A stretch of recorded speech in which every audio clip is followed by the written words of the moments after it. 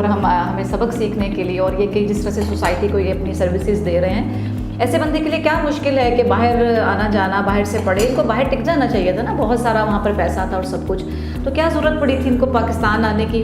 वो इन्होंने अपनी गुफ्तगू में बता दिया, अगर ऐसे लोग सोसाइटी में नहीं होंगे तो ये मुल्क रहने के काबिल नहीं रहेगा। इनकी एक बहुत जो अट्रैक्ट की मुझे एक चीज़, एक इनका ऐसा इनिशिएटिव जो इन्होंने लिया, जो कि रियासत की सतह पे होना चाहिए, और अनफॉर्चुनेटली हमारी रियासत, हमारी जो हुकूमत है वो बस उनके तो ख्याल भी शायद उनको नहीं आया होगा जो ये प्रैक्टिकली कर रहे हैं। गौहर, क्या है वो आपका संडे स्कूल वाला प्रोजेक्ट?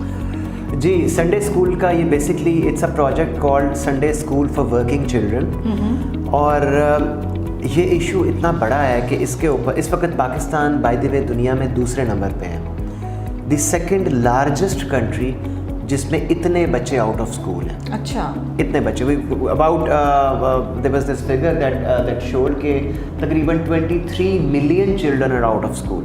23 मिलियन बच्चे इस वक्त सिर्फ एक अफ्रीकन कंट्री है जो नंबर 1 और हम नंबर 2 पे हैं। कई मुल्कों की इतनी आबादी नहीं है जितने बच्चे हमारे स्कूल से बाहर। फिगर बताया ये वो कि जो किसी भी तरह के तालीमी इदारे में, किसी मदरसे में भी नहीं है, जो स्कूल नहीं जा रहे, दे आउट ऑफ स्कूल। और उनमें से बहुत सारे वो हैं जो डोमेस्टिक वर्कर्स हैं। हाँ। अब उसमें क्या होता है कि जैसे एक फोरम पे इस्लामाबाद में अभी पिछले महीने में एक ट्रेनिंग हो रही थी, तो मैंने यही बात की, तो वो कहते हैं कि नहीं जी, हमारे घर पे काम करते हैं बच्चे, लेकिन हम उनको नमाज सिखाई है, हमने कुरान पढ़ा रहे हैं, कुरान पढ़ाए, नमाज सिखाई, तो उनको लगता है उनका जॉब कंप्लीट हो गया। This is very unfair. हमारे कॉन्स्टिट्यूशन के अंदर, this is there in our constitution, के प्राइमरी लेवल तक की education is the right of every child. सही, ये हर बच्चे का हक है कि उसको प्राइमरी लेवल की, स्टेट का काम है कि एजुकेशन दे। लेकिन अगर स्टेट ये नहीं, बहुत सारे और काम भी नहीं कर सकती और ये भी नहीं कर सकती, तो ये मुझे लगता है कि दिस इज़ द ड्यूटी। ये हमने कोई बहुत बड़ा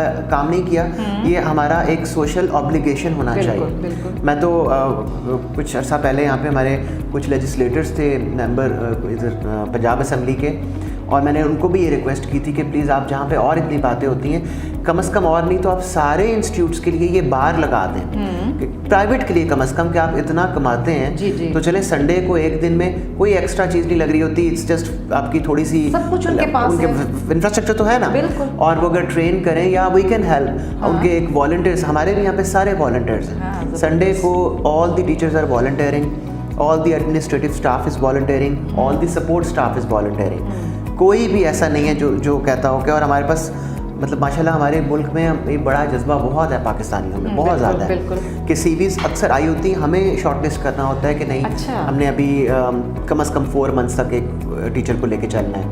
तो ये बेसिकली पर्पस ये है कि उनको, उन बच्चों को जो काम कर रहे हैं और जो स्कूल नहीं जा सकते because of financial pressures, they are the breadwinners for their families. मतलब ऐसे बच्चे हैं कि जिनके घर में, जिनके पेरेंट्स, फादर जो है वो ड्रग्स में हैं, एडिक्ट हैं, या ऑर्फन्स हैं, या सिंगल मदर्स हैं, और वो, या फिर कोई और डिसेबिलिटी है, और वो छोटे छोटे बच्चे, दे आर, आप कभी रोड्स पे जब देखते हैं तो ये जो हॉकर्स होते हैं वो बेच रहे हैं, कुछ बच्चों के टॉयज़ बेच रहे हैं, बलून्स बेच रहे हैं। आप होटल्स में देखते हैं एक छोटे का जो रोल है वो जो छोटा है वो अपने घर में बहुत बड़ा होता है, वो पूरा सपोर्ट दे रहा होता है। इस तरीके से एवरीवेयर। सो कोशिश ये होती है कि उन बच्चों को हम सिर्फ, क्योंकि वो अदरवाइज रेगुलर स्कूल में नहीं आ सकते, तो कैसे लाते हैं उनको आप स्कूल तक? वी अप्रोच देम, उनको खुद जाके अप्रोच करते हैं। मान जाते हैं उनके पेरेंट्स? बहुत आसानी से नहीं मानते। अच्छा, पेरेंट्स का बहुत बड़ा रोल होता है उनके केस में भी, क्योंकि पेरेंट्स को लगता है कि अगर वो एक दिन की वो जो दिहाड़ी खत्म होगी तो क्या हमें, तो संडे का दिन एक वाहिद होता है, उनको हम फिर बड़ी मुश्किल से कहते हैं कि जी एक दिन सिर्फ स्पेयर कर दें। सही। और वो सुबह से शाम तक फिर हमारे पास होते हैं। ऑब्वियसली इट इज़ नॉट एक पार तो नहीं है, एक उस बच्चे से कंपेयर तो नहीं किया जा सकता जो पूरा वीक स्कूल जाता है। बिल्कुल। लेकिन ये है कि there is no concept of summer vacation, throughout the year वो कर रहे होते हैं। तकरीबन 1.5 डेज़ हमारे पास जो एक रेगुलर स्कूल का बच्चा है वो हमारे पास निकलता है संडे को।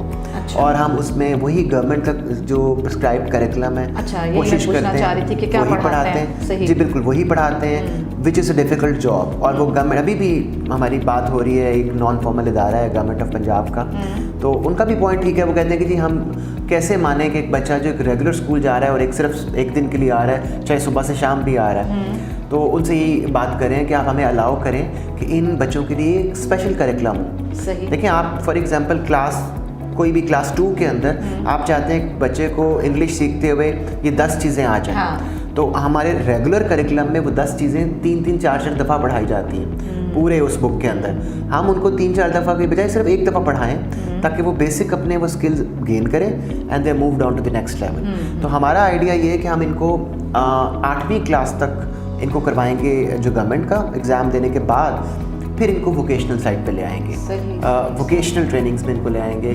बहुत ब्राइट बच्चे हैं, कभी आप संडे को कभी आएँ तो आप उनसे बात करें, ज़रूर। और इतने एम्बिशियस हैं, you will be very happy to meet them. जितने एम्बिशियस हैं, जो उनकी आपको पता है एक एवरेज बच्चे की जो वर्किंग कंडीशन है पाकिस्तान में तकरीबन 10.5 घंटे, 10.5 घंटे ऑन एवरेज ये बच्चे काम करते हैं।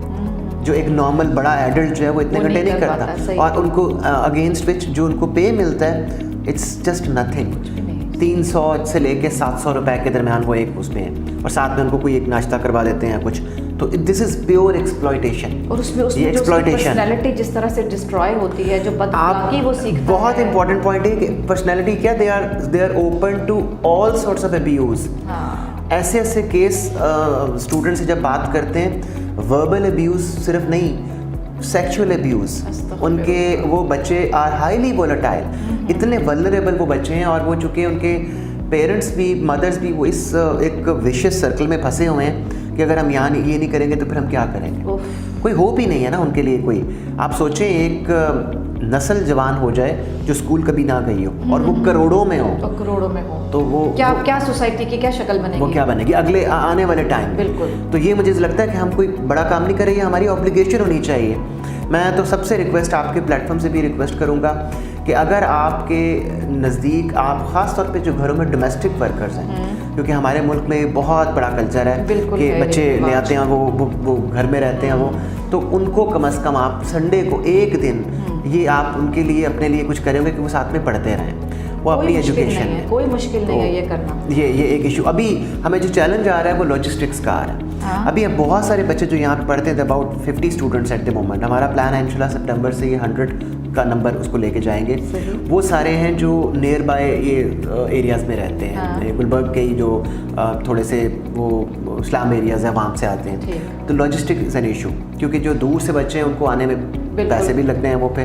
तो अब हम कोशिश कर रहे हैं अब इस साल से कि हम थोड़ा सा कोई अपने सेल्फ फंडिंग के बेस के ऊपर ही कुछ ऐसा स्टार्ट करें कि इनको उन बच्चों को भी अपॉर्चुनिटी मिले जो दूर के एरियाज़ के हैं। लेकिन ऑब्वियसली ये नाकाफ़ी है, दिस इज़ बिल्कुल इनसफिशिएंट। ये तो एक दाना है, वो बारिश का पहला कतरा बने हैं, और इंशाल्लाह अल्लाह की रहमत आपके साथ इंशाल्लाह। बस ये इसके ऊपर आप भी प्लीज़ जितना कि आप माशाल्लाह you are very active on social media, इस इशू के ऊपर जो भी, it's not that they should only come to us या कोई हम अपनी कोई ब्रांडिंग कर रहे हैं यहाँ पे, ऐसा मकसद नहीं है। मकसद सिर्फ ये है कि उन बच्चों को हम सब मिलके एक अपना एक 2 चीज़ों के ऊपर सिर्फ एक कर लें, सिर्फ 2 चीज़ें, और कुछ ना करें। एक तो जो बच्चे आउट ऑफ स्कूल हैं उनकी एजुकेशन पे फोकस करें, और दूसरी जो है वो इन्वायरमेंट पे। सही। ये 2 चीज़ों में हम सब मिलने, कोई गवर्नमेंट ही नहीं है, ये सारा कुछ हमने खुद ही करना है।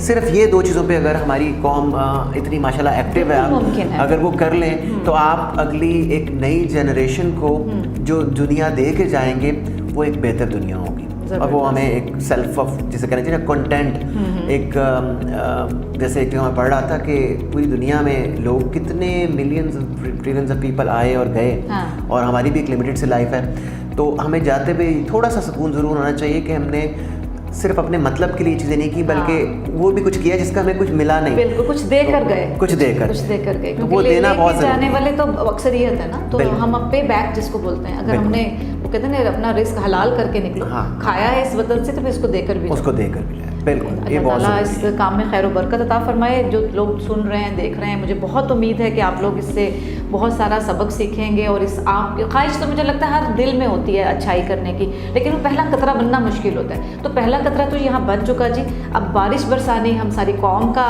ये जिम्मा है, तो इंशाल्लाह इस काम को लेकर आगे चलेंगे।